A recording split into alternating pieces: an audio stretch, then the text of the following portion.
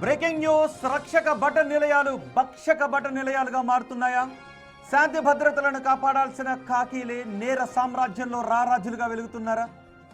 ప్రస్తుతం ఉమ్మడి గుంటూరు, ముఖ్యంగా పల్నాడు జిల్లాలో జరుగుతున్న వరుస ఘటనలు చూస్తూ ఉంటే ఈ అనుమానాలను వ్యక్తం చేయక తప్పడం లేదు. ఒకరు హత్య కేసులో నిందితులుగా ఉన్నారు, మరొకరు సెటిల్మెంట్లో బెదిరింపులకు పాల్పడుతూ ఉన్నారు, ఇంకొకరు ఏకంగా కామ పిశాచలా మారి మహిళలను వేధిస్తూ ఉన్నారు. వరుసగా సస్పెండ్ అవుతున్న పోలీసు అధికారుల తీరు ఇప్పుడు జిల్లాలో చర్చనీయాంశంగా మారింది.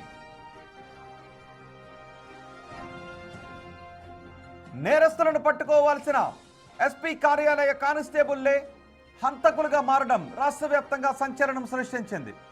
చిలకలూరిపేట లాయర్ హరిప్రసాద్ హత్య కేసులో కానిస్టేబుళ్లు వెంకట కోటయ్య, శ్రీనివాసరావుల ప్రమేయం బయటపడడం కాకిల క్రూరత్వానికి నిదర్శనంగా నిలుస్తోంది. గుర్తుందిగా, మొన్న తమిళనాడులో 9 మంది పోలీసులకు అక్కడ కోర్టు ఉరిశిక్ష విధించింది. నిర్దయగా కర్కశంగా వ్యవహరించి ఇద్దరు మరణానికి కారణమైన కేసులో ఇప్పుడు ఇక్కడ కూడా పోలీసులు హత్యల్లో తలదొచ్చడం, హత్యలకు పాల్పడుతూ ఉండటం, అలాగే వేధింపులకు పాల్పడుతూ ఉండటం, సెటిల్మెంట్లు చేయడం, వీటిపైన తెలుగు రాష్ట్రాల్లో పెద్ద ఎత్తున చర్చగా నడుస్తుంది. అక్రమ సంబంధం నేపథ్యంలో ఒక వ్యక్తిని పాశవికంగా హతమార్చి దాన్ని రోడ్డు ప్రమాదంగా చిత్రీకరించడానికి ఈ కానిస్టేబుల్ వేసిన స్కెచ్ చూసి మొత్తం పోలీసులు సైతం విస్మయానికి గురయ్యారు. పోలీసు వ్యవస్థలో ఉంటూనే వ్యవస్థను తప్పుదారి పట్టించేలా ప్రవర్తించిన వీరి తీరు డిపార్ట్మెంట్ పరువును గంగలో కలిపేసింది.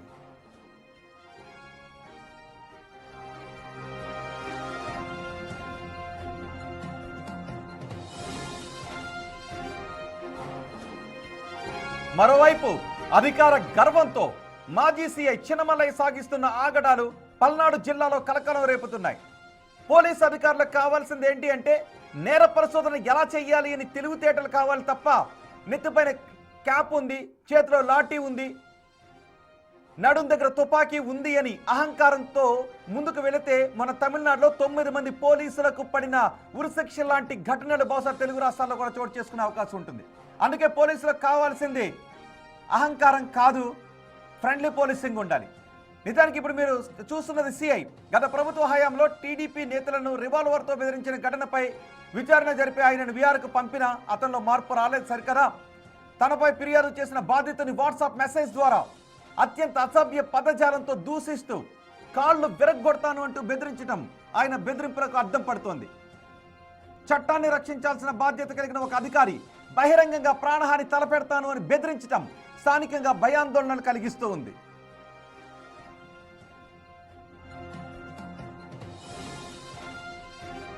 ఇక మాచర్ల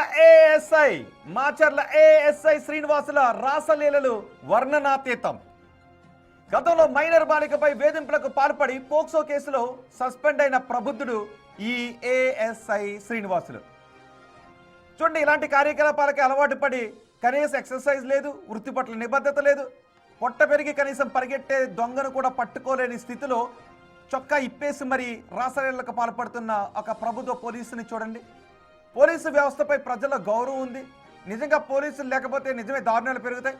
కానీ కొంతమంది పోలీసులు మాత్రం ఒంటిపై కాకి డ్రెస్సు, చేతిలో లాఠీ, నడుం దగ్గర తుపాకీ, ఇవన్నీ చూసి మాకిక ఎదురు లేదు అని అనుకుంటూ ఉన్నారు.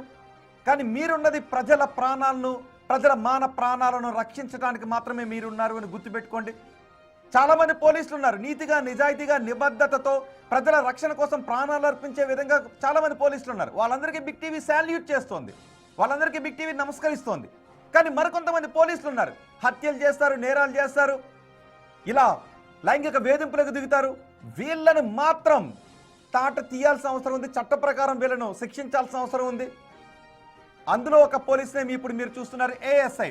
ఇతను గతంలో పోక్సో కేసులో సస్పెండ్ అయిన ప్రబుద్ధుడు, అయినా బుద్ధి మారలేదు. మాచర్లలోనూ మహిళలను లైంగికంగా వేధిస్తూ అడ్డంగా దొరికిపోయాడు. ఏం చేస్తాడో తెలుసా? జంటలను బెదిరించి డబ్బులు వసూలు చేస్తాడు మనోడు. మహిళలను వేధించినటువంటి చర్యలతో పోలీసు వ్యవస్థ పరువును బజారును పడేశాడు. ఒకరి తర్వాత ఒకరు ఇలా వివాదాల్లో చిక్కుకుంటూ ఉండడంతో ఉన్నతాధికారులు కఠిన చర్యలు తీసుకుంటున్నప్పటికీ కొందరు తీరు వల్ల యావత్ పోలీస్ డిపార్ట్మెంట్ తలదించుకోవాల్సిన పరిస్థితి ఏర్పడుతోంది.